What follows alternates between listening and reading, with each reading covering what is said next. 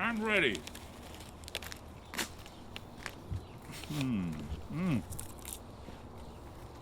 St. Francis of popcorn.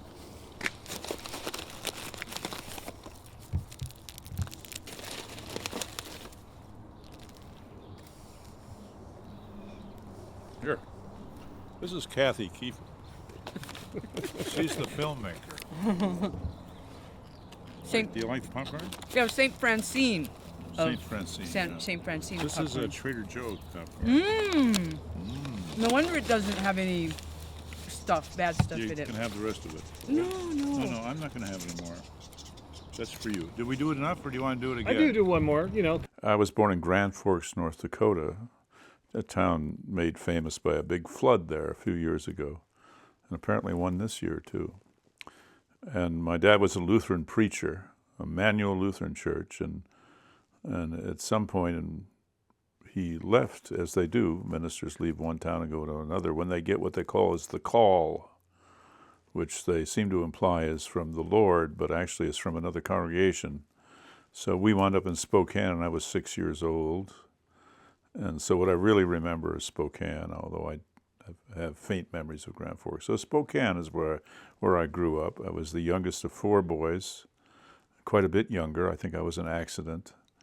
And I lived there until I left college to come here to Seattle and make a life that I knew not what of, but at the time that I did it. But this is where I wound up. It was the big town.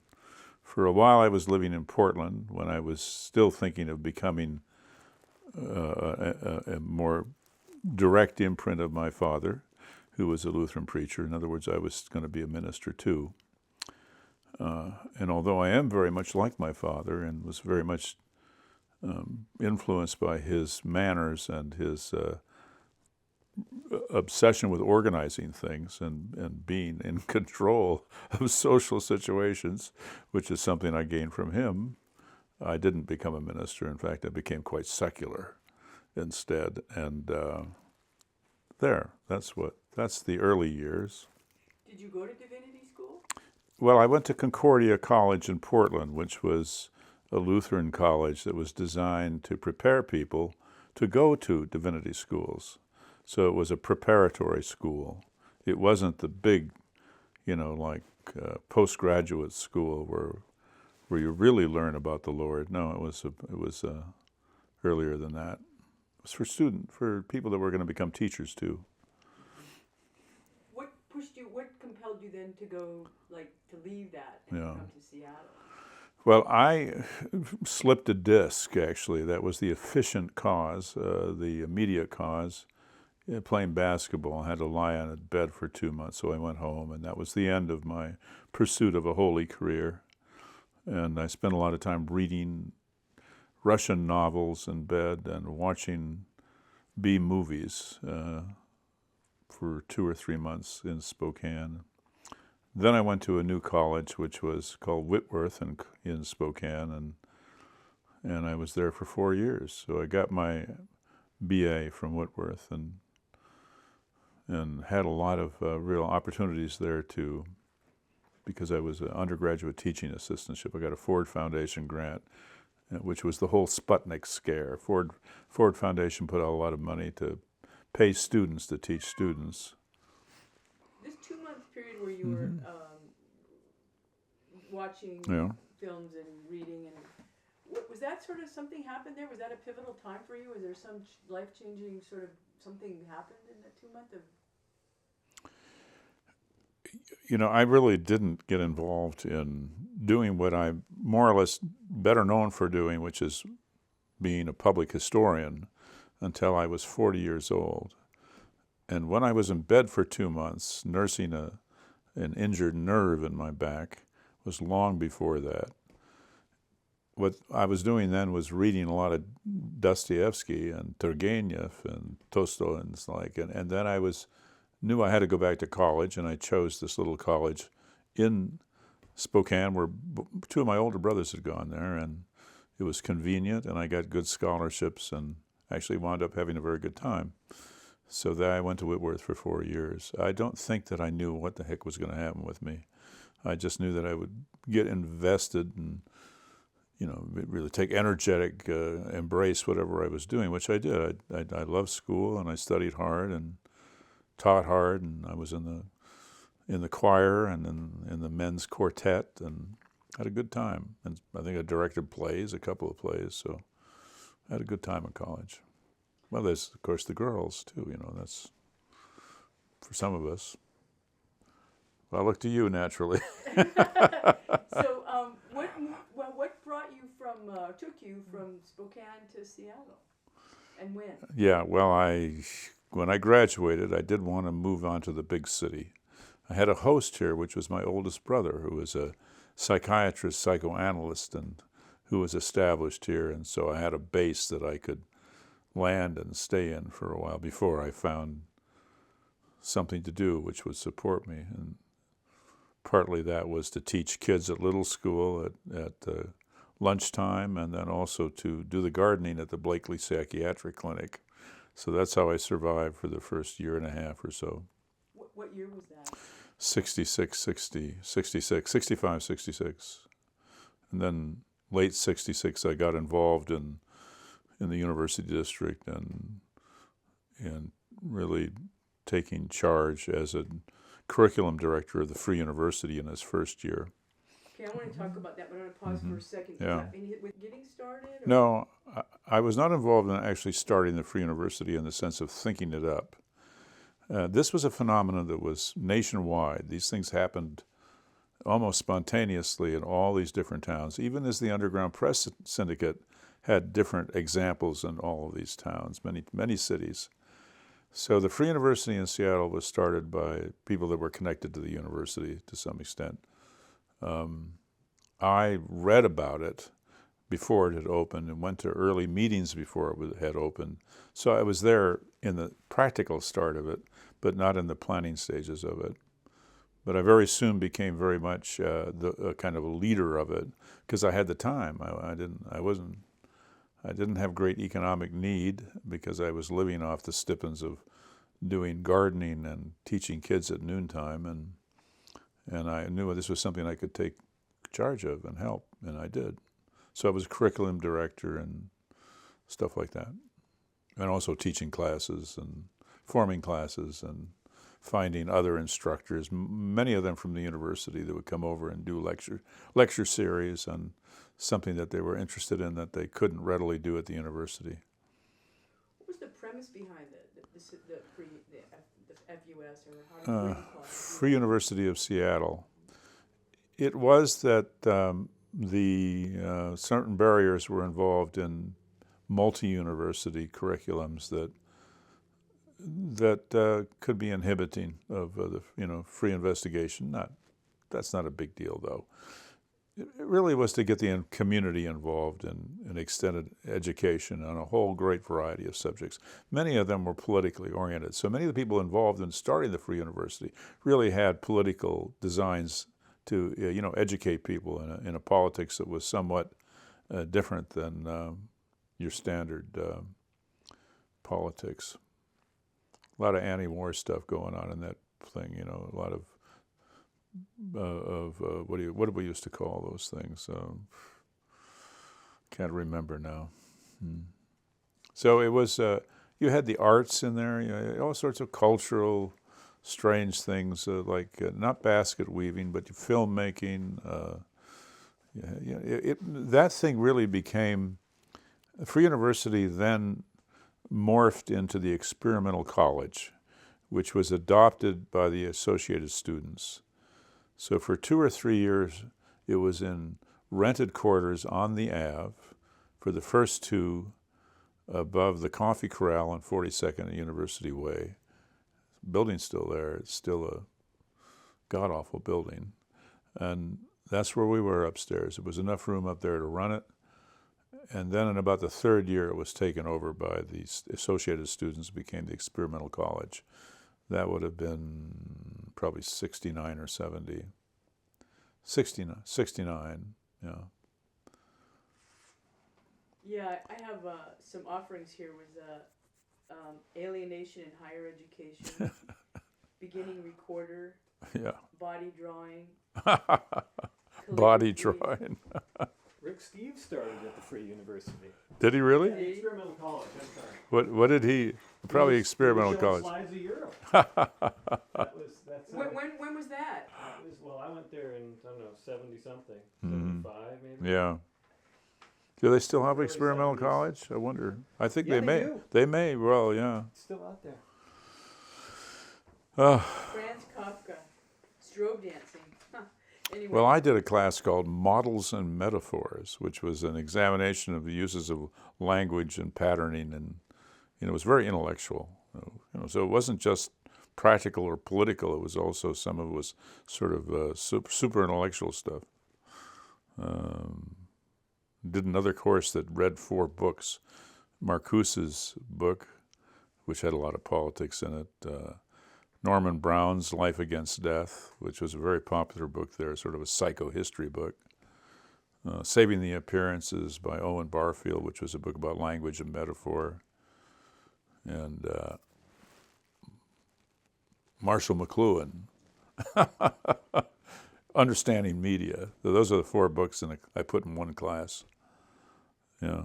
So it was quite an invigorated place. And it was out of the Free University, in that experience, that the Helix started. It was a meeting I had with Paul Sawyer, which is one of the instructors that I got, a Unitarian preacher who just died just last year. Saw him in his last month of his life when he was visiting here on his last trip. Marvelous guy. So he suggested, he said to me in the office, the front office of the Free University, he says, Paul, we need something like the Berkeley Barb here. And I said, well, we'll get it. And that's how the Helix was started. Because you had all that talent connected with that school. You could draw on it and do something like a tabloid, which we did. The Helix really grew out of the Free University, as did the concerts, the use of Eagle's Auditorium, the Be-Ins. That sort of was a natural flow from the Free University into the Helix as 2 organizing, nexes for doing those kind of the activism in the community for the arts and for basic needs like employment. And Yeah, that's wonderful. That fits in with a lot of the things that I just spent. mm-hmm. But let's talk a little. I got the cover of the first Helix here actually. Mm-hmm. Yeah. I love it. Did you write this first thing? No, I didn't. I remember that, and it was kind of a marvelous free-form thing. I was the editor for most of its life, but I can't say that I read everything. You simply trusted people and put it in there. It's going to be really refreshing for me when I get time to go back and read all those issues when we put them up online, because a lot of it I've never read before, even though I was the editor. There was so much to do, and you trusted the people, and, it worked out fine. So, no, I didn't write that. That was Lowell Richards, who was this marvelous guy, very slender. He was secretary of the local musicians union, which was great because he could swing deals for us where we didn't have to pay musicians' fees. The musicians didn't want us to pay them. They wanted to do free music, but it doesn't mean that the musicians union wanted them to do that. So he would organize us so that we could do be-ins and not have to worry about the musicians union. And he was a wonderful guy. He actually died in the first 2 years of the Helix. He had a heart attack and plopped over. He was a bass player, Lowell Richard. And if you read his stuff in the Helix, I'll bet you find he always ends up with some kind of great statement of hope and love. I mean, the man was very much into being like a flower child in a suit with a pencil mustache, slender body, and played the stand-up bass. He was a sweetheart. Lowell Richards. He had a column for a while in the Helix, yeah, but then he died. Since you're talking about the music and the be-ins and that, Yeah. we'll go there because you're kind of going there. You said that the be-ins and then the light, OCS, that was Overall cooperative structure, yeah. Yeah. How did there's a whole this emerged over time. Mm-hmm. Talk about what happened that sort of pushed that down the road of unfolding. To say what happened or how the overall cooperative structure was formed and the sequence of events, which happened very quickly, really requires for me to go back and study it. It's so complex. But I can say generally that the overall cooperative structure came out of a concert that we did, which was a benefit for the Free University, which was the first big light show dance at Eagles Auditorium. And that was so successful and such a joy, although it was shut down by the police.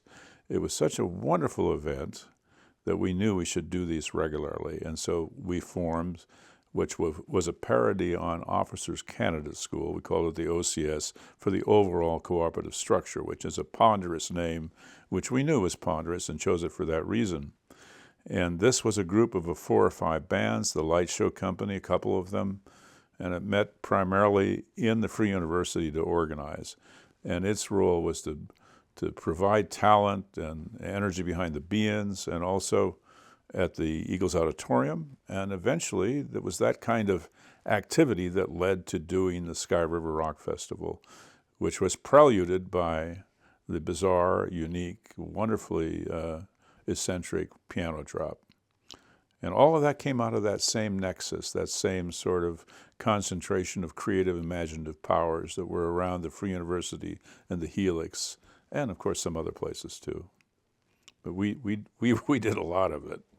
You know, naturally, we were a publication. We could promote it. We could invite people in to become part of it easily. We were a center of communications and action.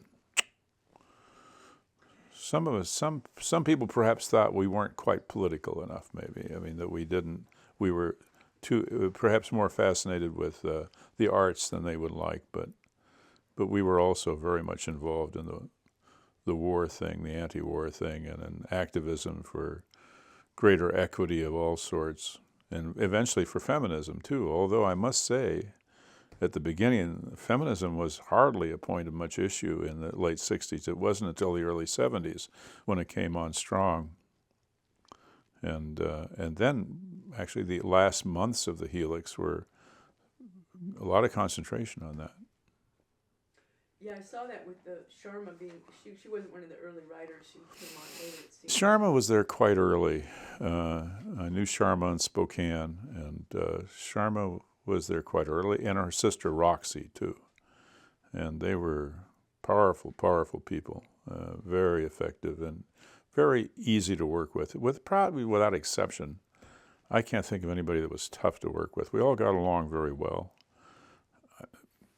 It's pretty extraordinary what a wonderful community it was. And there was this, it seemed like there was this ongoing, the whole pressure from the treatment of students, hippies in the U District. Was that, how did that feel like, like the pressures of injustice? You guys seemed to be, a lot of stuff in there about the police behavior, and then the formation of the brothers, and then the overseers. Yeah. Well, it's always true in every culture, practically through time, that it's run by foolish people. I mean, there's a lot of stupid things going on, right, as there are now. If you look, for instance, with national politics right now, it's absurd. And so it was then, too. But then it was highlighted by the difficulties connected with trying to police the South, Vietnam, and the whole anti-communism hysteria. It was absurd, and it was easy to, if you just for a moment enlightened, you see how absurd it is, and so you have fun parodying it. And a lot of what we did was satire and protest, but we also had a lot of good times, with music and chemicals too. A lot of us were into psychedelics, and those are, as they say, mind expanding. Sometimes mind twisting, but more expanding than twisting. You guys had a little problem with, some investigations at the Helix. People were, there was some, or you were evicted. There was some challenges to your space. I don't remember. I don't think so. Somebody threw red paint at it once, but that's after we were gone. We were, I think, pretty well clearly bugged by some authorities, because we discovered those after the paper was gone. There was a elaborate wiring system that was put up in a back room. But I'm not a technician. I can't tell you that's truly what was happening. That's what someone else said was happening. So I wouldn't say it was first-hand knowledge I have. But that was very little thing, very small, minor thing. We weren't doing anything wrong, you know, except for what everybody else was doing wrong. I mean, we were indulging to some extent in psychedelics, and but other than that, we weren't driving too fast, or you know, we were good citizens, really. How did you distribute the paper?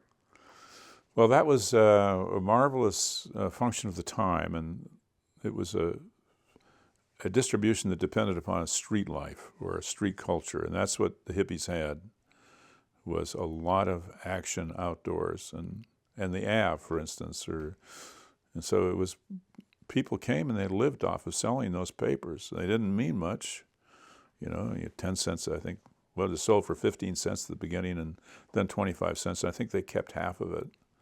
A lot of them never really paid the paper back because, I mean, they could take the paper out if they didn't have any money and just bring money back.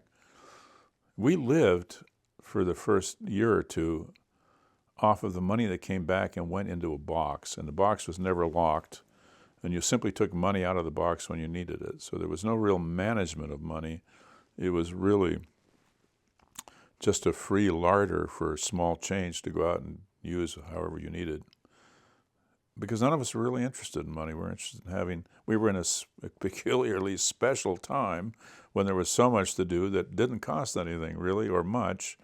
And so we managed quite well. It was a peculiar time economically too, how I think economists have pointed that out, that it was a good time to get by on cheap. Well, there was a lot of sharing of residences. There was Yes, that's right. It was not. There was a lot of crashing and sharing of residences, and you'd move around from one place to another or something. You could travel up and down the coast, really, with your thumb and feel comfortable and secure, because the whole coast was sort of buzzing back and forth with this new the counterculture. Well, the counterculture was moving too, up and down. One of the things we parodied were the notions that movement amounted to invasions. So in the Helix, I remember some of the early ones we talked about the hippie invasion a lot. One of the writers on that was a university genetics prof who was a very talented satirist, and he wrote some of the early pieces on the hippie invasion, completely made up, of course. Although we staged an invasion, come to think of it. That's right. We had we had a march, an actual march with hippies that were invading, and other ones that came out of the water in wetsuits with flounders. So we were doing theater, street theater, quite a bit of street theater, you know. And special times, strange times. I think these things still happen, but there was so much of it. And the war was the anti-war thing was so important at that. I mean, such a strange, absurd thing to be over there dropping napalm and bombs on other people because they weren't quite like we were. Yeah. Wow. Talk about, I mean, the whole thing with the hippies. Mm-hmm. I was amazed at. I guess I didn't remember this, and about the hippies were really thought of as disgusting by some people. I mean, the term's in here. The churn was this. You remember the churn? Faintly. Yeah. And I don't know if this was tongue in cheek, but this was an ad that they put, and they said, although we are not violent and have not although they are not violent and have not troubled us, although they are quiet by nature, ultimately loving, friendly, and quite considerate, we note that, having long hair, beards, a wealth of profusion of color, somewhat unorthodox, blah, blah, blah, they basically are saying we have to kick you out. We can't let you in our place anymore. That's satire. Satire, okay. Yeah. Which is what I thought it was. Yeah. But the churn didn't write that, I'm sure. There was a lot of satire in there. A lot. It was a very satiric and ironic publication. In a way, that has in tension with what is ordinarily thought of hippies as being super sincere. And there was certainly a large quality of sincerity with a lot of people that were involved in the counterculture, you know. cool, man, wow. You know, that sincerity that rings from some of those expressions. But we were also, because we were media, we were young, we were educated. I mean, we were writers, you know, we were, many of us, intellectuals. We were satiric. That was our delight. We also liked to dance, you know, and all of that. Are they back already from their trip? I can tell there's just one person. Yeah, that's Jenny. What time is it? 3:15, 3:20. Oh, she's back soon.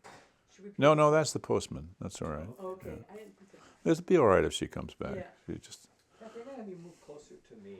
Okay. I think it might work a little too. is that chair going to hold up all right? Oh, yeah. All right, because it's not really. How's that? Okay, that's good. I hope it doesn't break on you, Kathy. No, Are you that's sure? pretty Why don't you support it against that, against the? Oh, you want to move? No, just push it against Is that. that going to work for you too, Kevin? That if Okay. all right, Oh, yeah. good. Just want All his right. eye line a little closer to us. That's good. Okay. Okay, because your catch light's changing, isn't it? A little bit. Yeah. No, but it's still good. Yeah. Yeah. And you know, it was a lot of satire, but there were, Mm-hmm. from what I can tell, some real attitudes about the hippies. The whole thing with the police in the U district and Yeah. some of those testimonies. Well, we were strange, and so you would have attitude towards hippies because they did things that most people didn't do. Right? They didn't necessarily work. Again, they used psychedelics. They protested. You know, they danced in the streets. They might not wear clothes. Yeah, they were strange, just like the beatniks had been strange before them. So this was certainly upset a lot of people. But in the beginning, hippies were thought of just as frequently as flower children. There was a lot of disgust with the war on the part of anybody, most people. So when you protested the war, that was an extraordinary thing. A lot of people did that. And a lot of hippies were thought of then, as I said, flower people. That was, they were kids, you know. They liked flowers. They promoted love. They weren't any problem. They were a little eccentric. Maybe they were doing things that were quite somewhat legal, but those laws were probably in some way faulted in some way too. So, but it took a while for that flower thing to leave, and then for attitudes towards this movement, this counterculture, to crystallize in different ways. And one of these was that you did get a lot of people that were very unhappy with it, and even today you have, hippie is now inspires laughing, it inspires ridicule, as liberal does. I mean, so it's very easy to demonize anything or to turn it into a kind of slander, and that'll happen always through history. For Christians had that. So from flower child to activist to anarchist, stuff like that. There were all sorts of ways of characterizing this movement. Should talk to me in a year. I'm not, Why, what happens in a year? well, I'm going to be studying all this, and I'll Okay. have much more developed and eloquent ideas, hopefully. Sounds great. No, you're doing great. There was this hippie migration thing. Was it Ed Denson? Was he the? Well, Ed is the one we used. Ed was the manager of Tacoma Records. I mean, it was his records company, and he was the manager, the road manager of the Country Joe and the Fish, the band, which was a very popular band out of Berkeley. And when they came up here, Ed came with them, and that's where we met Ed. And he was a writer for the Berkeley Barb, so he wrote some things for us, and we used him as an example of the scourge of the California hippies invading the North. Yeah, that was one of the stories. About Ed lives. He's a DJ for that radio station in Marin County. Not Marin, no, up north. Sonoma? No, go higher. Napa? Higher, farther up. Mendocino? Mendocino. He's a famous. He's actually a well-known DJ on a listener-supported station in Mendocino County. He runs music, and he's a very talented guy. Ed Denson, Banana Ed. Yeah. That banana thing we loved that. It's possible that we lost the first place with an eviction notice or something. I don't remember that anymore, though. But we did move from Roosevelt, north of 45th, across the University Bridge to Harvard Avenue, very near the south end of the bridge. And we were invited down there by an architect who owned a building, and he gave us 2 of the 3 spaces or storefronts.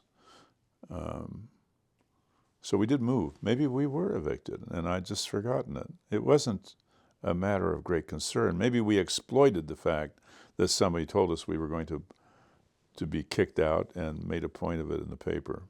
I don't remember. See, there's again something I'll know better when I've studied it. Yeah, or it could be, this just says, the reasons were given were litter on the sidewalk. Something about this Norwegian saxophonist received some pressure from someone. The landlord was a Norwegian. Was he? Yes, Oh. and unfortunately our landlord is somewhat I mean, I don't know, this could be you guys all making stuff. No, this wouldn't have been made up, no. Okay, unfortunately our landlord is somewhat timid Norwegian saxophonist, received some pressure from someone, Mm-hmm. and so we have been asked to leave. The reasons given were 1, litter on the sidewalk. Of this we are not so guilty. We got a lot of zips, traffic past our door, and the whole street is a mess. 2, sleepers. Of this which we are excellently guilty. At times as many as 12 persons crashed on our normally hard floors. Yeah. That's probably, I didn't write that. Don't know who did. Okay. But that's probably pretty straight, and I think I'd just forgotten that we had been, the reason we changed places is because we were evicted. It didn't seem like a big deal at the time. Because we were hot.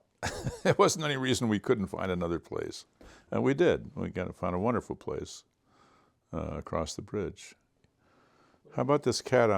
It's okay, Is on your lap. Okay. Yeah. Come on. What do you mean you were hot?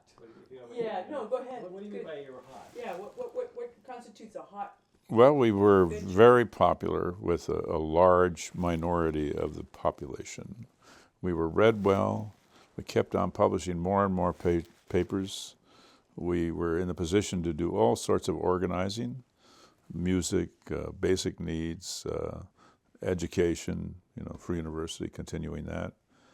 That's what I mean. It wasn't going to be hard for us to find a place to put our layout tables on, and it wasn't. Hence, I have forgotten that we were evicted, and may be able to reconstruct that once I go back and reflect on those years. But I don't think I'll even be able to do it then. It was a very small thing to be evicted. There were important bad things that were happening to people in the street in the hands of thugs and the police, which were much more significant than the fact that we were asked by frightened neighbors in the commercial area to perhaps move out of those offices on Roosevelt. But we didn't resist that anxiety, obviously. We just looked for a better place to move and found it with the help of an architect that was sympathetic. I think my interest there is really about the establishment and the way the hippies, the Helix, the whole counterculture movement at the time was viewed. What was sort of a mounting tension between the establishment and everything that was the Helix represented and the people that they represented. There was a mounting tension in the sense that the war didn't end, and hopes for correcting some of those things proved more difficult to effect. So yeah, there was mounting tension over the war. And as more and more people got involved in this anti-war movement, you had more and more opportunities to be tense, more people that would take more extreme activist roles, and including bombing the administration building on the campus and things like that. So yeah, it got more diverse, more violent, but it stayed satiric. we kept being playful and having a good time too, and hence we had the music festivals. That comes out of the same period where the politics is getting more stressful, and also we're getting more imaginative with ways in which to celebrate, to have music festivals, to have be-ins, to climb mountains and things like that. So what the idea emerged from the coalition of creatives that were involved with the Helix. Well, Be-In is an event that I think that may have got started in San Francisco, and it's a nice name for something that's not very planned. You just get together and you be here now, sort of a kind of reference to the philosophy that was active then, that we were all sort of here now, and we were in a way ready to be fulfilled at any moment, and with our friends, be here now. So that's what a Be-In was. And I remember I organized the first one at Volunteer Park, and all I had to do was call the park department, and they were very happy to let us use it. And they turned on the electricity. All I needed to do was call a few bands and say, would you like to play? And I said, just show up with your equipment, and you work it out between you, who comes on first, and how much the setup time is, and they did it very efficiently. So it was nothing to it. There was no advertising connected with it. It was no exploitation. There were no fees. No one was paid. It was completely about being in, so to speak. Even the making music part of it. When we did the first Sky River, the fees connected with some of those bands were very low. The whole escalation of pricing on what you pay a band to appear was still relatively low compared to what it would be even months later. So it was possible to do the 68 Sky River, although I didn't handle the economics of it, and you should really talk to people like John Chambliss about what these bands cost. But bands could be gotten in 68 really for a low amount, fairly modest amounts of money, because they wanted to be there. Bands like, for instance, the Grateful Dead, they flew in on their own quarter. The Grateful Dead simply decided they wanted to be at the Sky River, first one, and they flew in and were there. I don't think we had them in our PR. I somehow got off onto Sky River there. No, that's good. Yeah. I wanted to go there anyway. We went to the Be-Ins, and that's right where I wanted to go. In talking about the bands, I've heard of Clockwork Orange. Not many people have. Were they a band? No, Clockwork Orange. Well, Clockwork Orange is the name of a movie by Altman. Stanley Cooper, and wasn't that a little later? Was that 70 or 71 or something? Yeah, I don't remember what year. Early. I know Clockwork Orange is taken from a novel. That's it. And if there was a band called Clockwork Orange, I think there was, wasn't there? Yeah. And they were part of it. Yeah. Not for long though, I don't think. But that would have been taken from the novel too, or maybe an allusion to the movie. There were other bands like Chrome Circus. Can you talk about them? I mean, they were fascinating. I mean, the whole thing. My question here, I have already established this, is whatever. I mean, they went off to New York. I mean, they ended up being involved with the Joffrey Ballet. Do you remember That's that? true, and the Joffrey Ballet was out here with them, performing at the local symphony hall, and yeah, they had an unusual career, and part of it was working with the ballet company from New York, Joffrey Ballet.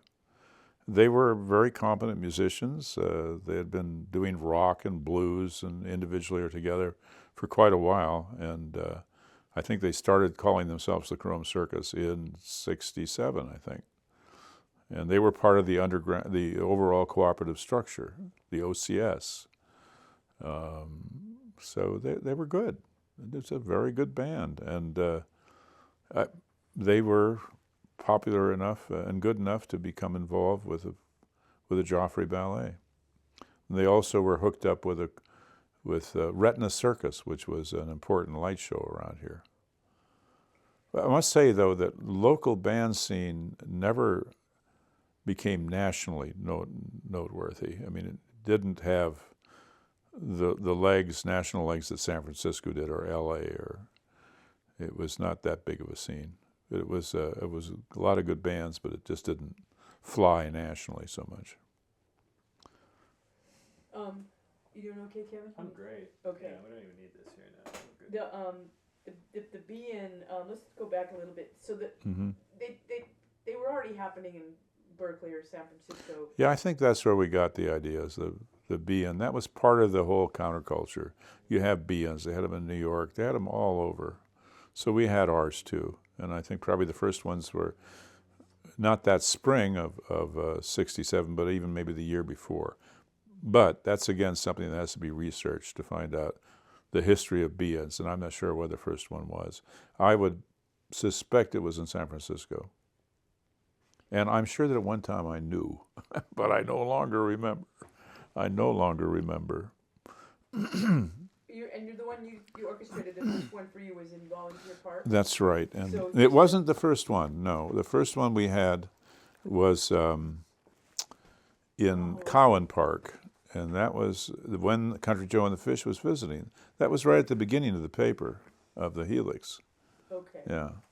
That's where you see Ed Denson, Banana Ed, with the flowers in his hair and a bald head with flowers in it in pictures in the paper. And that's one of the first issues. Then there was this. This one was sort of. There wasn't a lot of dates on these magazines, on these papers. You knew that, didn't you? Yeah, we were not very good about dating our own newspapers. No. And I think we had impressionistic numbering too. I think we sometimes jumped around. We were not very commonplace disciplined in those things. Too bad, because it's hard to catalog them now, even for us. Well, the internal evidence, the news in the newspaper certainly will tell you the proper chronology, but you have to struggle a little bit at the beginning to figure it out. Yeah. And the papers vary so much in terms of how they're laid out.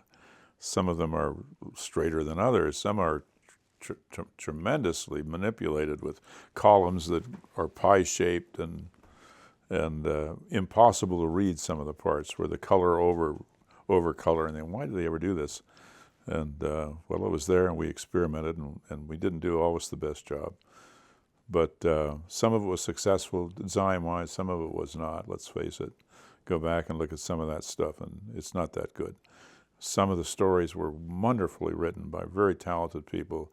Some of them were not. It was a real wonderful mess. And as I indicated, although I was the editor, I didn't read everything. So anything could happen, really. I was more like I don't know what, sort of a dock manager, where you say, oh, I'm going to bring that over here, put that over there. I would draw boxes on pieces of papers that represented pages, and then I say, what will we do here? And I say, how about you, Jack? You want this page, and you need an artist, and let's see, maybe Gary will work with you on that. And I might never actually know what he was going to do. It was just filling those boxes up. So a lot of strange things could happen in a newspaper that I didn't prescribe, that just because there were trusted people that were doing it. Now, Walt, some of that artwork that Walt Crowley did is out of this world. Yes, Walt was our Wunderkind. He was our wonder child. Not that there were others, but he was perhaps the greatest of the Wunderkinds. He was still a teenager. He was immensely talented. He was a good writer. He had a sort of a knack with using the rapidograph. The first time he got involved was with the third issue, I think. And he sat down all night, spent all night, and he did about 12 cartoons that went in the next issue. And he could do them very quickly. He used a blue pencil to do the basic drawing, because that wouldn't photograph on photolitho. You could make blue, and the camera couldn't read it. So that could be your guideline, and then he would use this rapidograph and draw those things out. He is amazing. Tremendous talent, and brilliant too. Yeah. Did you the rights to use his art? I mean, is his family? I mean, who retains his intellectual? Well, it would be his wife, Marie. We didn't think of any of that. We belonged to the underground press syndicate, where it was understood that anybody could use anything out of the newspaper in another place. We weren't protecting anything. And I'm sure I don't know, well, I'm not sure, but I would think that some of his stuff must have been also used in other papers. We simply didn't think about that. That doesn't mean that some of those anxieties couldn't come out later. When you bring this up, I'm thinking, yeah, good point. What about that? What if we were to go back now and reprint a number of issues of the Helix? Would we have to get copyrights? I don't think so. First of all, it would be a real defeat to be anxious about such a thing and to bow to it and to act in such a way that had to get permission from people that were involved freely together, sharing things and all that. I don't think so. That's too much lawyers. We weren't about lawyers. We were about producing this thing and cooperating. There was one, I thought this was pretty interesting, an Isness-In. There was a flower potlatch and Oh, yeah. She's Well, I think what we just did is elaborated the idea of be in and say Isness-In. I think I made that up. I sort of remember that. And that's a bit of satire in itself. I mean, we're satiring be in by saying Isness-In. Yeah, that was the big one, wasn't it? That was the big one, the first big one in Volunteer Park. Yeah, that's right. There was that earlier one at Cowan Park, but this was the first big one, the spring of '67. Was it April, I believe? April 30th. April 3rd, was it? 30th. 30th, beautiful day. A little chilly, but really beautiful. The sun was out, and it was a gorgeous day. We had a wonderful time.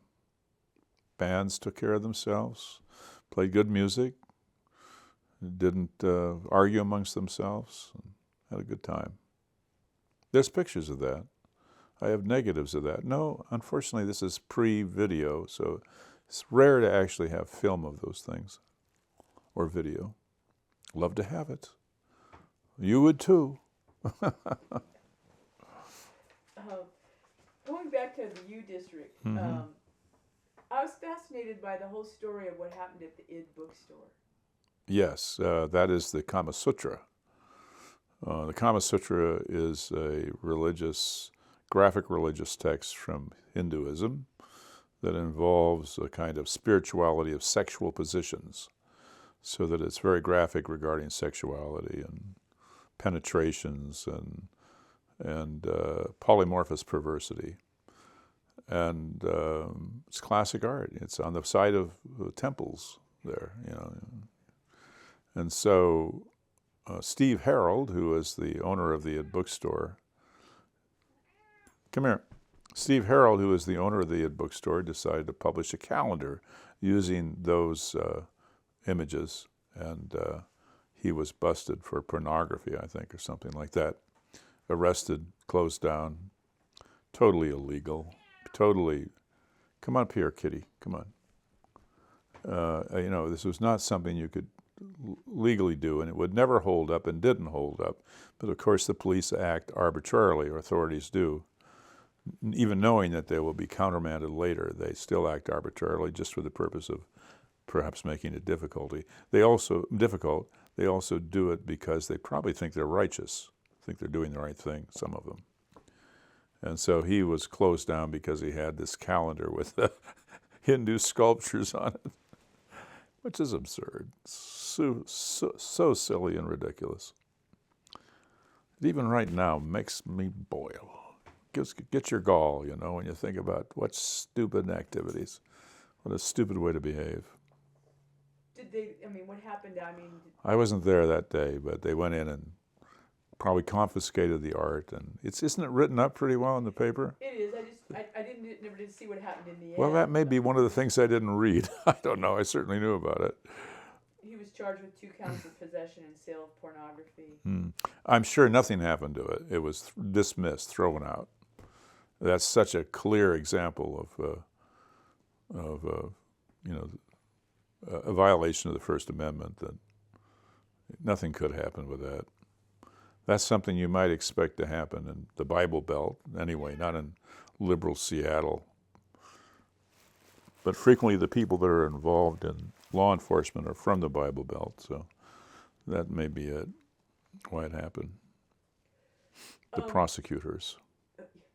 There was a reference to a Shazam Society. Remember that? Yes, the Shazam Society is a very, very fundamentally important society in the history of the Northwest. It's insinuated itself in many, many ways in all sorts of cultural activities, although it never existed. So it's a completely made-up thing.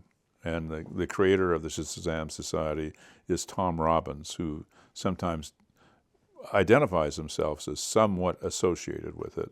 So the Shazam Society was his creation. And we were all members of it. I was a proud member of the Shazam Society. You would talk about secret meetings, important conventions, dues, rituals. None of this ever happened. But you could have events like, I remember the Shazam Society, perhaps at the beginning, had a gallery show up on Capitol Hill, where a lot of the artists connected with the Shazam Society met. One of the motifs of the Shazam Society was the universal worm, which was a worm that was a usually black and white or yellow and white sectioned worm, which didn't exist, but it was a symbol.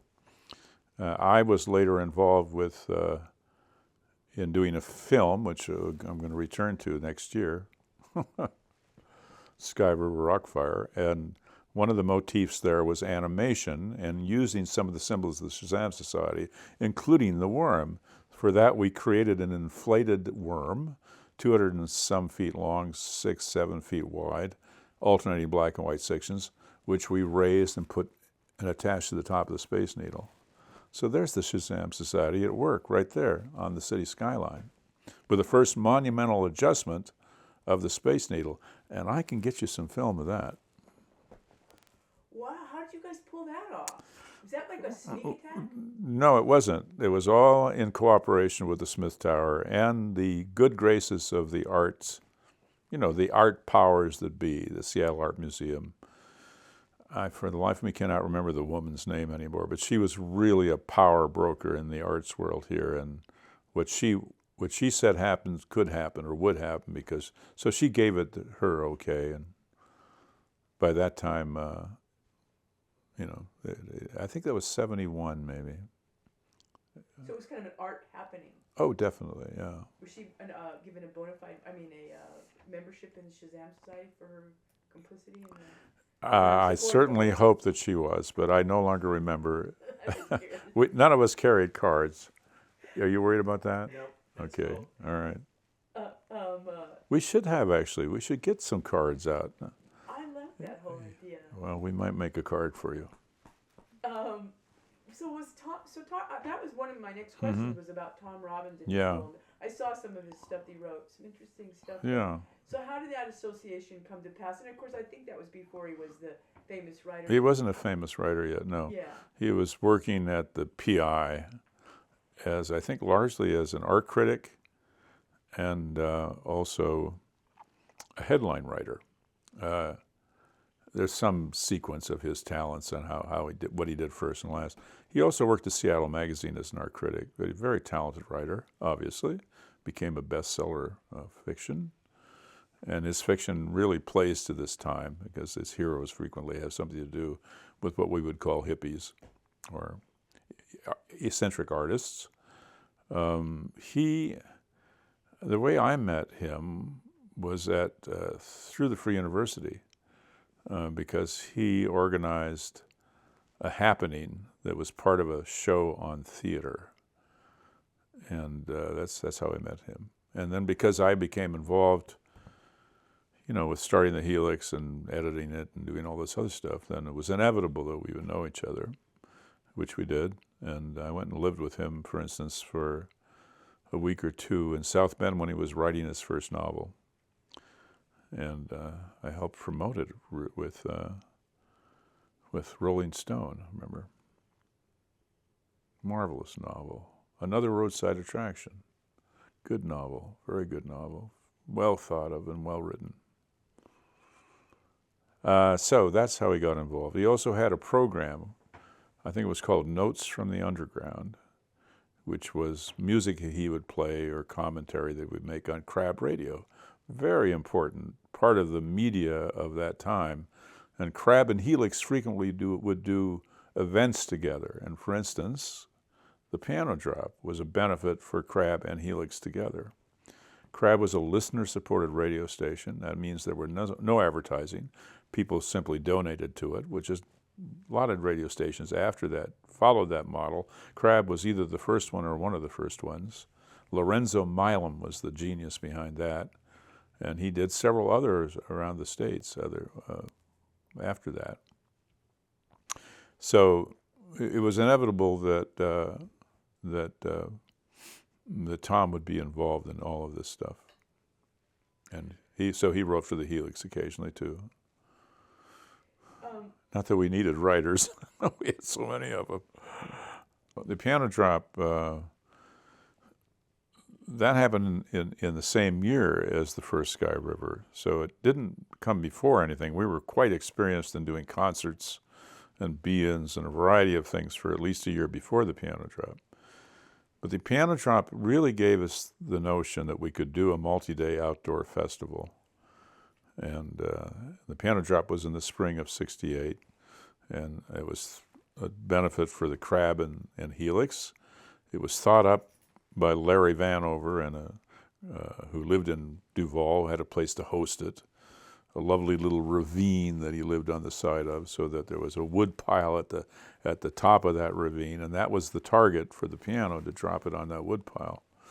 People formed in a semicircle around the wood pile, which was very worrisome, because when the helicopter went up in the air and the piano was swinging beneath it, I was shouting over the PA system, encouraging people to step back, because how do we know whether the guy can drop a piano on a wood pile or whether he can drop it on the crowd?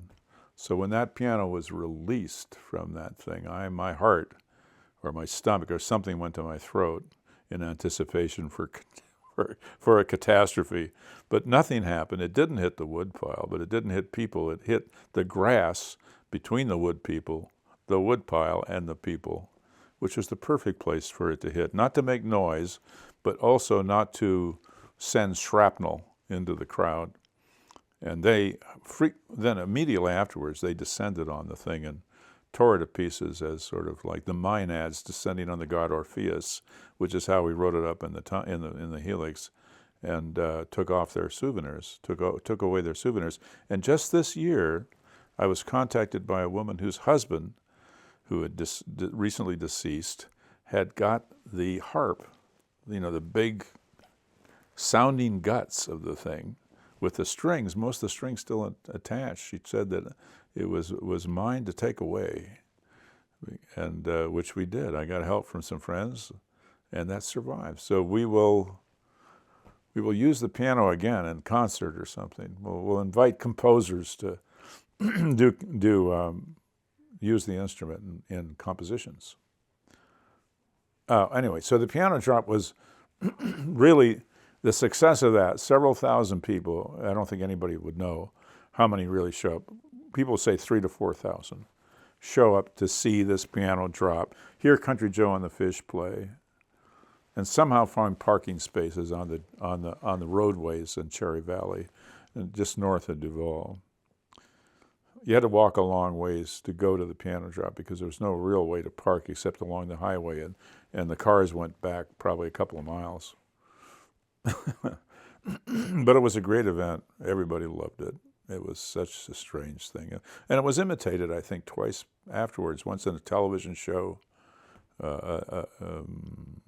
one of those serials that are dramatic serials that were based in the Northwest. You were saying that, there was a lot of people, you guys were real happy with it. I mean, amazed with the turnout, and nobody got hurt, and all the parts of the piano disappeared amongst the gathered audience.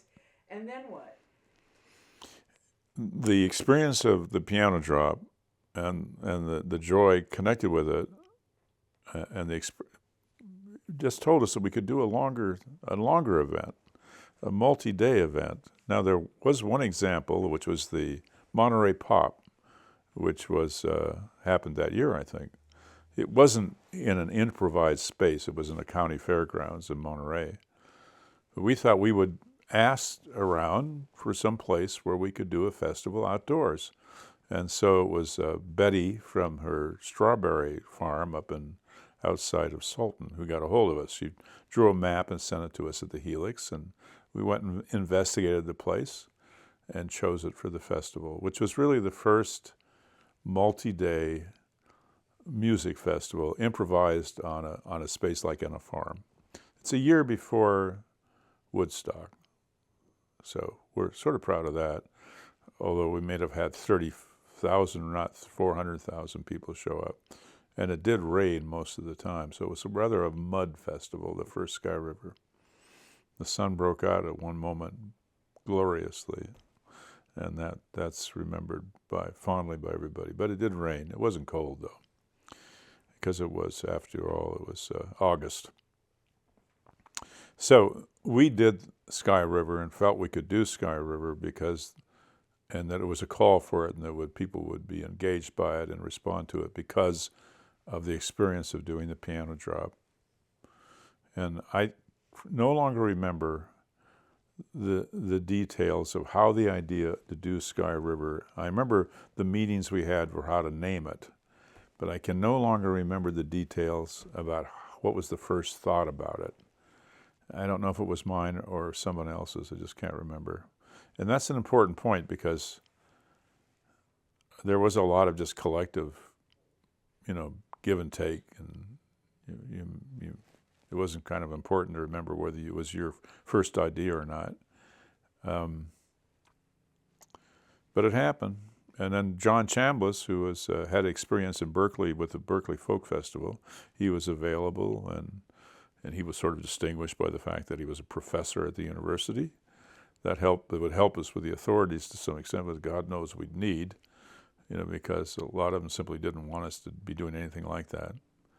But we pulled it off for 2 years, and then a third one was down on the Washougal, the Columbia River, and that's amazing. 3 years in a row it could happen. They weren't run, all of them, by the same people. Some people were involved in all three of them, but the first two were kind of a unit.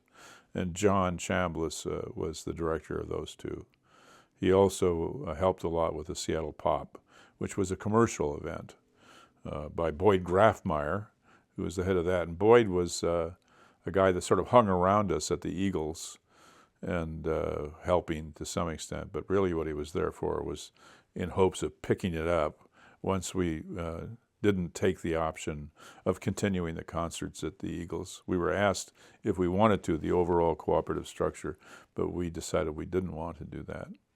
And then Boyd did it, and so it became a commercial event.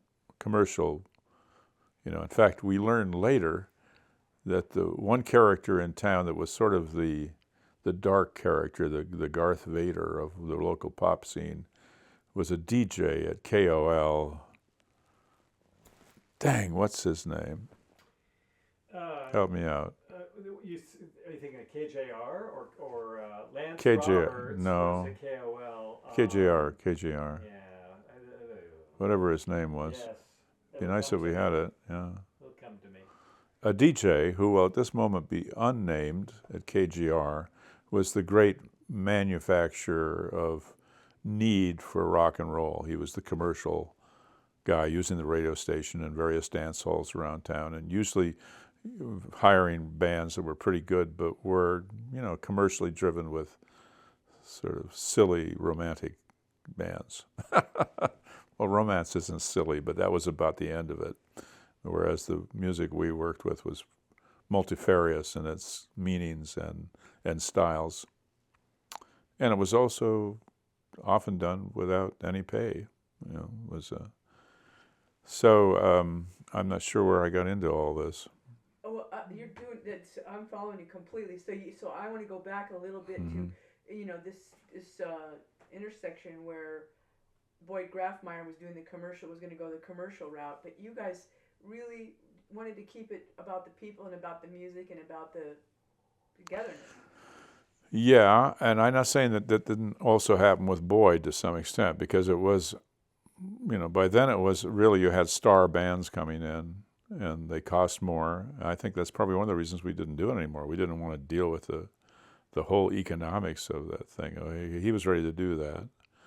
And I remember my point that we only learned recently, a financial support in all of that, and that was from a DJ at KGR, who we thought of as kind of the Garth Vadar. That's before, of course, any of those movies, but that kind of dark character that was taking our quote-unquote music and commercializing it. And I'm sorry, I can't think of the DJ's name right now. He's still around, too. I have had told to me by bands that did his gigs that he was actually pretty fair and paid pretty well and he was dependable. So some nice things can be said about him in the 11th and 12th hours. But at the time, we thought he was kind of corrupt. Maybe he wasn't. Well, he was culturally, in the sense that, it was absolutely, he was really doing it to make money. I mean, that was not something we would be doing to do. We weren't doing that stuff to make money. That was a really important distinction. So there was no, to get into River One, there was no ticket. No, there was. By that time, you had to actually pay the band something. You had to pay for their airplane tickets. You had to frequently pay them as band. They were professionals. They needed some payment. So no, we had to have tickets. Not that they were very effective, because our security, that is our gate, was as porous as a colander. It was just. So people who paid really paid because they wanted to. You really wouldn't have had to have paid. You could just walk around the front and go in through the fencing. Now, the things like the be-ins and we really set the prices of the early concerts very low. All of that was done without any profit motive.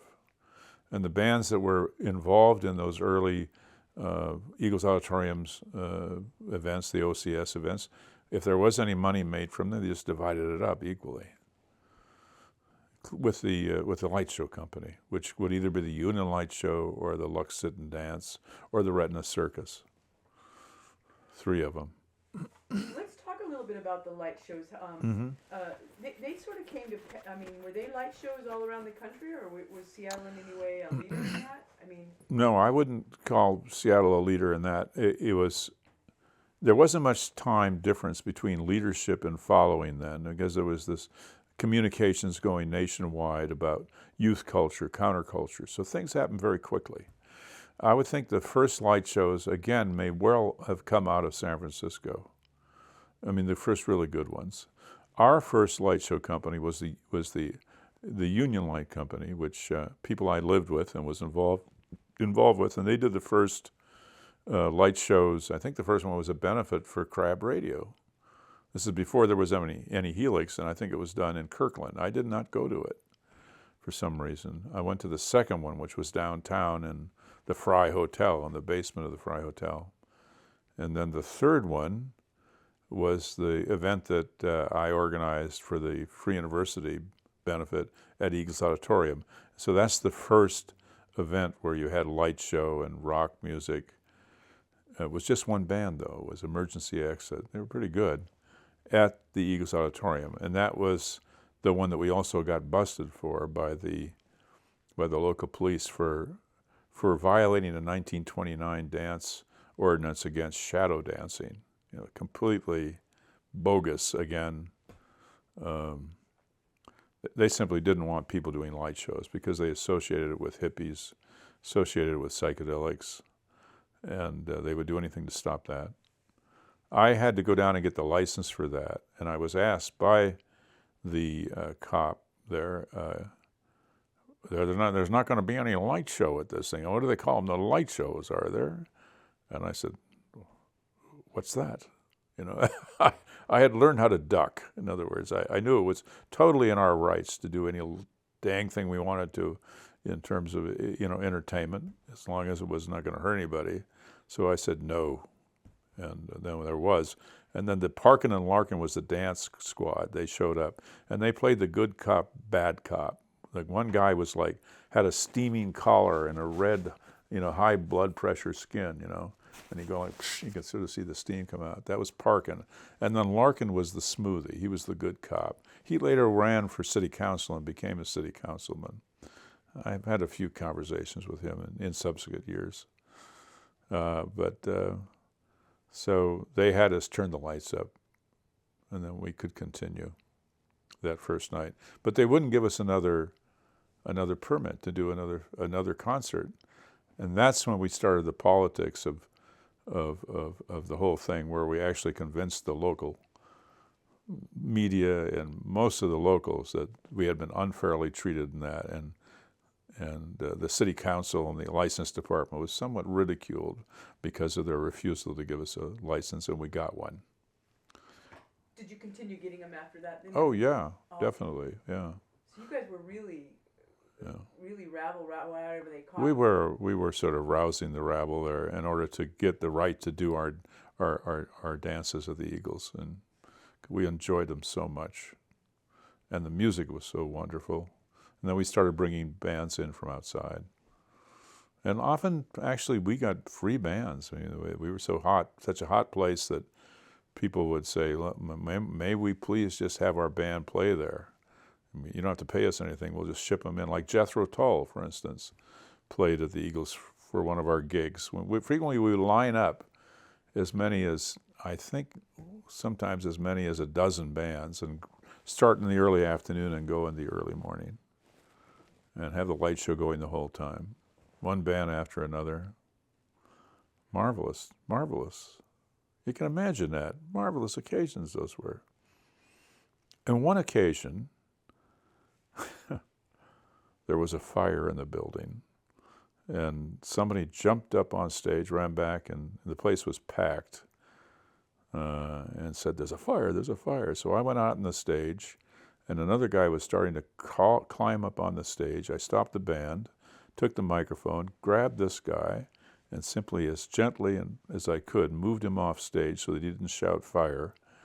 And I explained to the people that there had been a fire in a wastebasket 3 floors up, and that we would have to leave the building momentarily because that was pro forma. That's something you simply had to do when the fire department showed up. So the fire department's in the back, behind the crowd, and backstage. And then the window was open in the back, at the front, well, the lobby. And a piece of junk from the cornice fell down past the window because they were breaking up the fire. It wasn't in the wastebasket. It was on the side of the building. But they stopped it, and the people went out. They went out very evenly, uniformly, peacefully. And the fireman mentioned to me after the event, he said he'd never seen a crowd that size move out so quickly and so peacefully and so, so with such willingness, and wait outside, and refresh themselves, and then move back in afterwards to continue the concert. It was a marvelous moment. But I had to fib a little bit in order to keep the pressure off their imagination of people that might be afraid of the fire. That's an example of a functional lie. Like when the Nazis are at your door and they ask you, "Are there any Jews here?" you say no.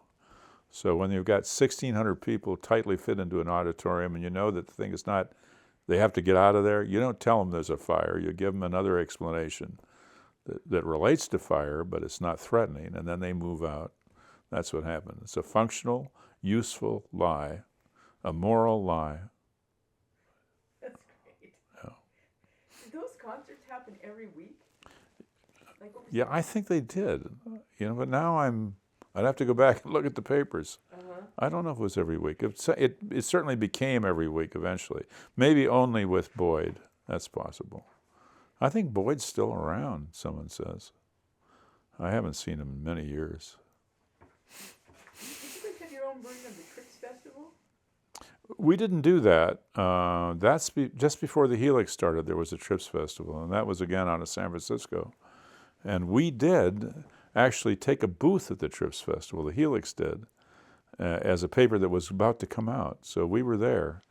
And for me that was important because the Trips Festival was really the first time I danced.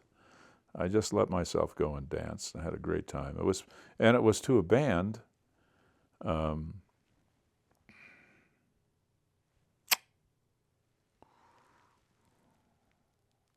gonna help me out here? They're still around. They're a very good band, and they're still around, the same players. I Not the Grateful Dead. No, they're here in town. Oh. We had one group here. Paul Revere and the Raiders? No, Paul Revere and the Raiders is more like out of Yakima or something. There's no one asked you, Portland, I think. They're Northwest, you're right. This is a psychedelic. Yeah, psychedelic bands, and also psychedelic and also folk, and Okay. well, anyway, they're still around. But they had a little French girl was their hit, and it was actually became a hit. It was on the on the charts, and it was a nice song, and you can still hear it. They still play it. They're really good musicians. Damn. That was your first dance.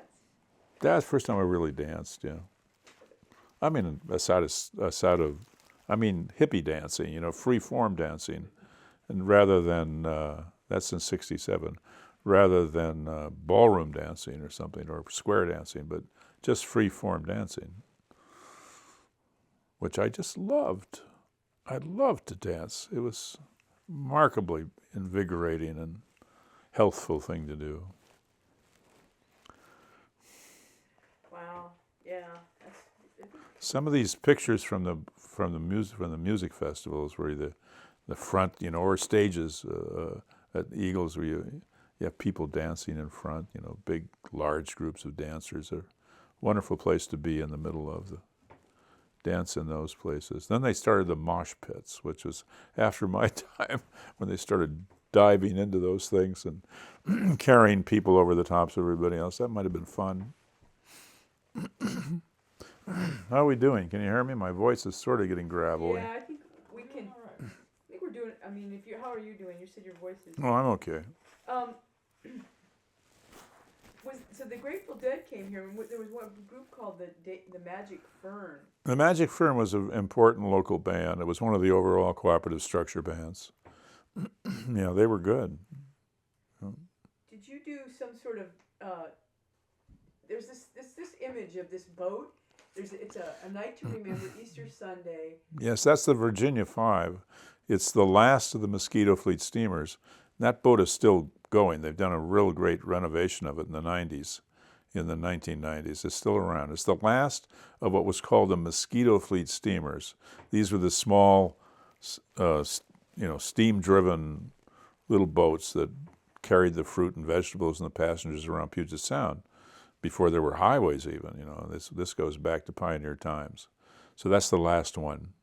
And it was, you could rent it. And so we used it more than once for parties, music parties. The Jazz Society used it quite a bit. Is that the Jazz Society or not? This is Magic Fern Union Light Company. No, that's not the Jazz Society. Imagine putting a light show on a Mosquito Fleet steamer. That's a little absurd, but I'm sure we did it. I went to that event, so in fact I helped to probably organize it. Yeah, because it's the brothers and the Helix. Yeah, the brothers, yeah. Now, that's one of my other ones I want to ask you. I have a detail here about the brothers, but what was the brothers? Well, that's Jack and Sally DeLay. They were a couple that were sort of super parents, and they felt a responsibility to taking people that were runaways and, that were sort of had nothing and needed help. They used the brothers as a way of trying to help them. And they had a huge, big barge-sized boat on the lake here, which people could crash at. And there were a lot of crash houses, people on the road, You asked where to go, and they would be told to go there. You could sleep there. That would be one of them. So the Brothers was designed to help people in need. It's a charitable organization. Kind of de facto just formed by the people. Yes, and very strongly by the couple, Jack and Sally. Oh, pardon me. Sally both of them were powerful people. I mean, just good leaders, very, very capable people. Jack had been an Air Force jet pilot. What was the word for that? I mean, fearless guy. So he was very, very confident character. I'm going to switch gears just briefly a little bit. I don't know how much we got left, but I do. 30 minutes. Okay, So, Paul, I want to just talk briefly a little bit. Were you involved at all in the University District movement? Well, we reported on it, and I never was really directly involved in it. I knew people, certainly. Robbie Stern's an old friend. So it was many things happening. And our important role then for things like University District Movement and SDS and a variety of other things was to be good reporters on it and to help their, be their purposeful and admired characteristics be better known in the community. Wow, did I just say that? Were you at all present during that freeway incident when the? Okay, the freeway march, which was the anti-Vietnam thing, I was not in town. I was up in Bellingham then, organizing the multi-arts festival up there, which was on the campus. So no, I just didn't happen to be in town. I did not happen to be in town that weekend. How would you describe your politics back then? Oh, well, it's described by looking at the Helix. You can figure it out there. I was very progressive. Yeah, I wasn't a political scientist. I didn't think about politics very much, and directly as a tradition, as sorting out in terms of left or right or, progressive or conservative. But I certainly was progressive, still am. Did you vote? Oh yeah, but not for Nixon. Yeah, although it was Nixon, ironically, who gave me those CETA jobs later on, which got me involved in studying regional history and having the support necessary to start my study of my role as a kind of public historian. So Nixon, I'm a Nixon success story. Richard Nixon. I owe it all to Richard Nixon. That's undocumented now. Did you have any of your friends go to Vietnam? Vietnam kept going till 75, so there was certainly things going on in Vietnam, and we were objecting to them. No, I think we had veterans coming back that we got involved in the paper, but none of us left to go to Vietnam. Some of us refused to go, and had to deal with the courts or get dismissed because they were gay or because they were 4F in some way, or got a psychiatrist to say that they wouldn't be very good for the service. None of us, I don't think, finally ever were pulled off the street and sent to Vietnam. It probably wasn't really necessary to go to Vietnam if you had any skill in manipulating the system. It's the poor slobs, from South Dakota and suburbs of here and there that didn't have any defense against it, and probably were enthusiasts for it too, going to save the world for democracy or for America. But there were ways to get out of going. Did you burn your draft card? No, I'm an old man. I was already an old man at that time. I was 28, 29, and I was just about to the limits. I was almost 30. So no, I didn't have a draft card. I got off on bad feet, I think it was. I got a 4F. It wasn't a 4F, it was something like it. We should go back and find out what it is. I don't remember. I knew the draft doctor, too. You didn't have to go to Vietnam if you didn't want to. That's a pat, facile thing to say.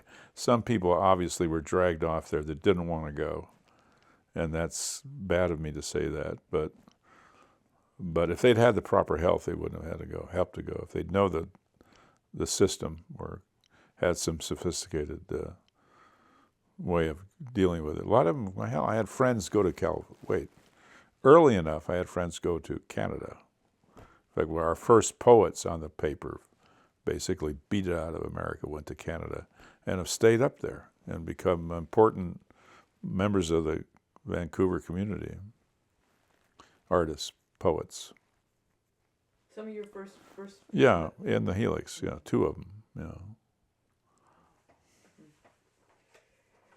Do you have any questions? Yeah, I have a couple. Sure. One of the things I'm noticing is that this spirit of no money, the spirit of, what was it, the cooperative, over something, OCS. cooperative society. Yeah, You know, the idea of making money was abhorrent to the counterculture in those days. And it sort of struck me well, that, we'd have to be, go ahead. well, I mean, I guess the question is, what do you think now that you see, you know, 20 years, almost 40 years later, you know, an internet which is based on some people who came out of the counterculture? I mean, wasn't that also based on the same idea that basically it's a free... It is, isn't it? Internet is not a place easily to make money anyway, and in fact, it's been kind of ruinous to a lot of enterprises, book sales, for instance, where they are dependent upon people buying their products because everything can be gotten so cheaply through the internet. You're right, that is a kind of new media that's not easily or readily turned into profits. Somehow I don't know, how does Google do it? Why are they so valuable? They sell ads. Who reads them? Right. They must be very sophisticated. Because so many people are going there that they think Yeah. somebody's going to grab one of their ads. Well, to take it another step further, what remains of those good times for you, Paul? I mean, that was a long time ago. Things are a lot different today. I was just reading yesterday where Mark Rudd from Columbia, who shut down Columbia at the time, said, you know, we lost, meaning the liberals, we lost and they won because the conservatives were better organized. I was kind of shocked to see him say that. Does he mean, when was the terms battle? Of what ensued after Vietnam? What happened after the war? I don't agree with I that. don't either. I think it's, And answer it to look yeah. over it. yeah. Well, let's talk about this in a year. I can't talk about it very brightly now. But that's a silly thing to say, that somebody won and somebody lost. When you're involving national media and you're appealing directly to the fears of people, which the media does regularly and sometimes systematically with contributions, huge contributions, like from the Koch brothers, or whatever their name is, the ones that were recently revealed by the New Yorker. Then it's, when you can use polls to fashion anything you want and have anything written about what people want that you want, because it's the way you ask questions and the way you paint people, how you prejudice people to other people, it's hard to see that the fighting lines are drawn well enough to say who wins and who loses. It's rather who invests the most and who tells the stories the best.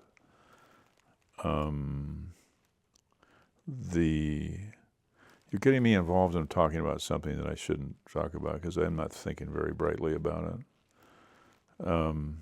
Rudd was in town last year. In fact, I was part of a panel with him down at the Canoe Club down in the, you know where that is? Yeah. I was there too. Were you there that day? Yeah, I was in there. Oh, yeah. That was a funny thing that happened. Do you remember that?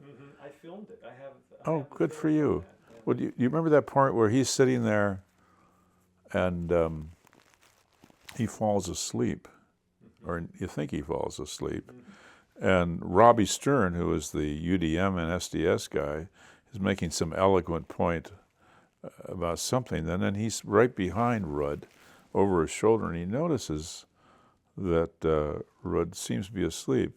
So he stops mid-sentence and sort of nudges him. He says, "Mark, are you asleep?" And Mark comes out of it like that. He says, and he apparently has remembered something that just was said, so he can quote him.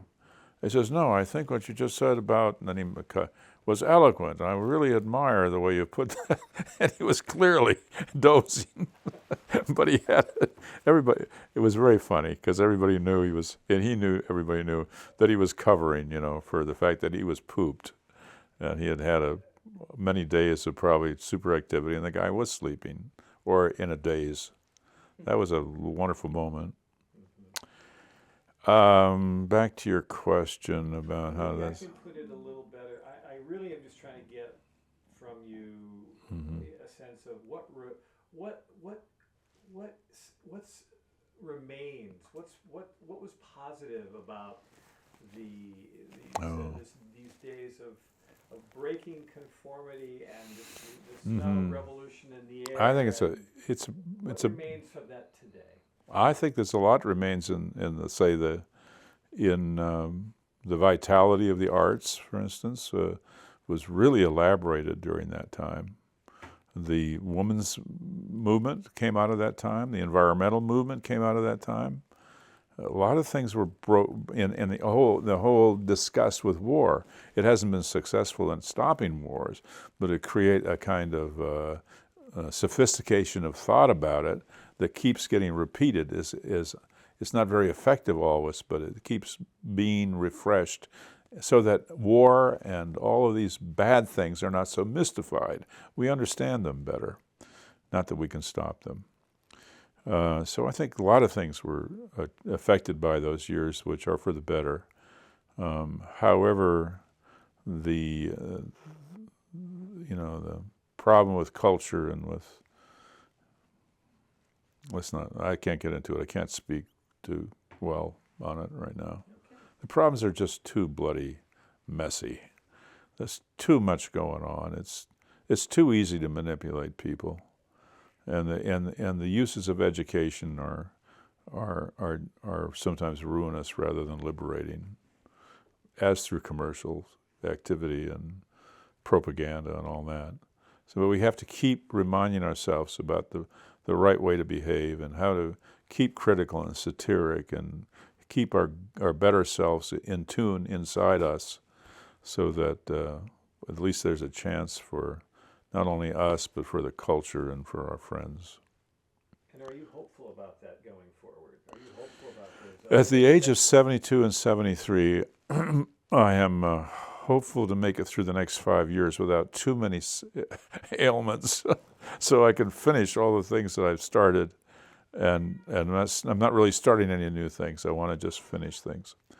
Am I hopeful about the world actually improving? Not very. No, I think we've learned that the intelligence it requires to make mayhem is great, but it isn't unobtainable. And the techniques for doing it are there with a price, so that all it takes is some manics with psychopathic manics with a few bombs, and we're in bad shape. I don't have much hope for this. I don't know whether we're going to make it through the next 100 years because of the conjunction of the evil and the capacity to create mayhem. And then, of course, this difficulty is used by everybody to not to create solutions, but to gain power. And so the whole security state, which is a way of grabbing power, is built around not really having solutions, but rather gaining power, as is what's going on. And that's disgusting. But I want to just talk about something then now. So you shouldn't have me talk about these, because No, I can't talk about these things well. I really want to think about these things before I talk about them. Well, then this question, I don't know if it takes you to the same place, then we can just bug. I'm just a little local historian. I'm a public historian. Right, but you're a local public historian who's sort of been here and done things during a time that, in many ways, I don't see it as much different. What happened back then is not much different today than it is today.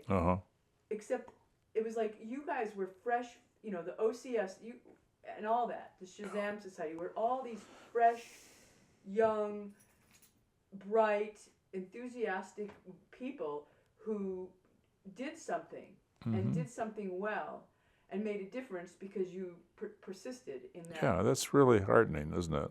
It is, and so what I'm saying then is, what is, first of all, it's maybe just a yes or no, but basically, there is any difference? I don't see, when I go through the Helix, I'm totally stunned by the fact, and I've been really going through these the last 2 days. Yeah. Everyone that I can that's scanned and thinking, this is just like today. Well, What's different? many of the same issues are cyclical. They're always around, or not even cyclical. They're always there. Environmental issues, issues of regarding the rights of people. They're, how can we get along? The whole. But still, things get messed up so easily by the powers that have the capacity to mess us up, and that's a media run by power and by wealth. We are a plutocracy. We're run by wealth and the power of it to direct the media, all the time complaining that the media is liberal, when in fact the media is really pretty much a pawn of the advertisers. But of course, some of the stuff that the people, intelligence has to have its say, and we see a lot of really brilliant things in the media, and we're thankful for that. And you're right that some of the same things issues that you'll find, for instance, in the Helix, are recurring, and you'll see them now. And that some of the solutions we had or suggested have actually been in a way fulfilled. There is a concern for the environment, but not enough. When you have a dominant part of your culture denying warming, when you have this heartless demonstration on the part of the Republicans now regarding deficits, when they have the inability of the rich to take their responsibility to help pay for the problems and not simply, living off their advantages by making it less and less contributing to the solutions, it's kind of sickening. It's terrible, isn't it? Isn't it, Kathy? Well, it is. It is, Paul. It is, but I don't think you probably, I'm wondering, you say that now, what did you say then? I'm wondering, can you connect with that? Is that even a fair question? I mean, I can't imagine that you would have been any less dissatisfied then than you are now. Oh, yeah, that's true, probably. Or hopeful. Or hopeful. I think that's what we're trying to get at. I think we were probably more hopeful, yeah. Okay. Yeah, when we were young, I think that's part of the thing that youth does. It's hopeful. It's, if not hopeful, in many ways, hopeful about its own future and about its society. Those that where it is, So, I think that it was a remarkable time for hope because it was so easy to live. There was so much imagination, so much experiment. And people were really very helpful and loving, and it was a wonderful time for all of that. And it still is. And you can see this in a lot of the arts that are going on now. The fact that you can be gay now and don't have to hide it, that's really impressive. The fact that you can have a black president, that's very impressive. But some of the problems are systemic, and regardless of whether you're gay or black, there's still a big mess. It's still a big mess. I'm sorry, I can't talk about it very brightly. No, that's a really good place. Those are a good place to end, actually.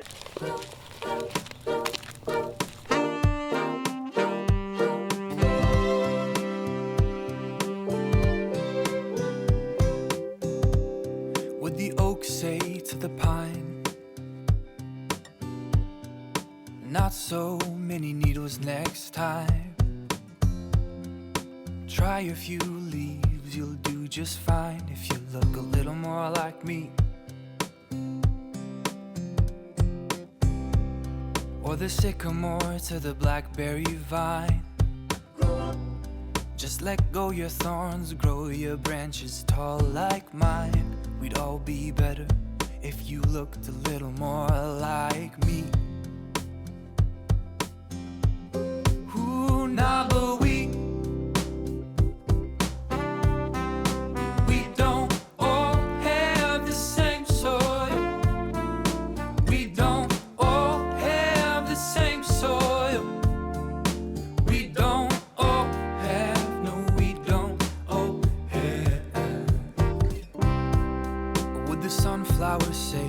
the lily of the valley. Why do you hide in the shade? Come forth and show your colors proudly. You would be more if you grew like me. Yeah. Or the sequoia to a sapling in a fire. Maybe if you would've worked harder, reached a little higher, then you could stand strong like me. Nah, nah, nah, nah, but we don't all have the same soil. We don't all have the same soil. We don't all have, no, we don't all have, nah, nah, we don't all have the same soil. We don't all have the same soil. We don't all have, no, we don't all have, nah, nah, we same soil, same soil.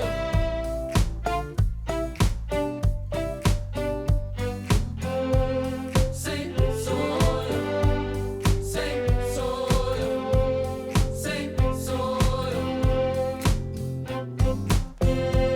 Same soil, same soil.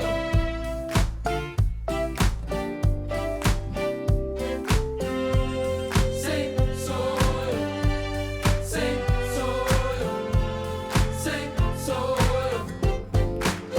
Now we don't all have the same soil.